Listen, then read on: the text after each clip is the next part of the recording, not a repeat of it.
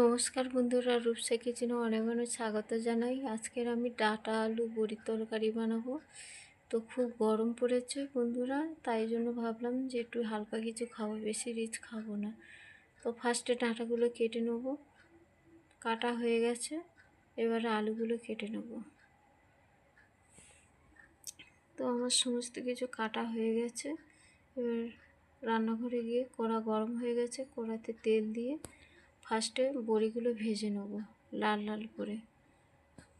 তো ভাজা হয়ে গেছে, এবার নামিয়ে নেব। ওই কড়ার মধ্যে তেল দিয়ে পেঁয়াজগুলো দিয়ে দেবো, তারপরে কাঁচা লঙ্কা।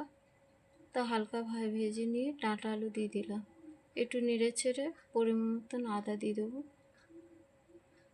তো পরিমাণ মতো নুন, একটু নেড়ে ছেড়ে গুঁড়ো লঙ্কা দিয়ে দেবো, জিরে গুঁড়ো, ধনে গুঁড়ো, হলুদ গুঁড়ো দিয়ে ভালো করে সমস্ত কিছু কষিয়ে নিলাম। তো কষানো হয়ে গেছে, এবার পরিমাণ মতন জল দিয়ে দেবো। তো কার কার ডাঁটা আলু বড়ির তরকারি ভালো লাগে অবশ্যই কমেন্ট করে জানাবেন। এদিকে ঝোল ফুটে উঠেছে, বড়ি দিয়ে দিলাম। হ্যাঁ, একটু নেড়ে চেড়ে চাপা দিয়ে রেখে দেবো সিদ্ধ হওয়ার জন্য।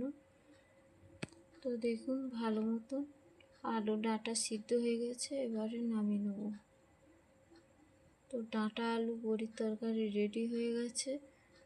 তো ভিডিওটা যদি ভালো লেগে থাকে অবশ্যই লাইক কমেন্ট শেয়ার সাবস্ক্রাইব করতে ভুলবে না।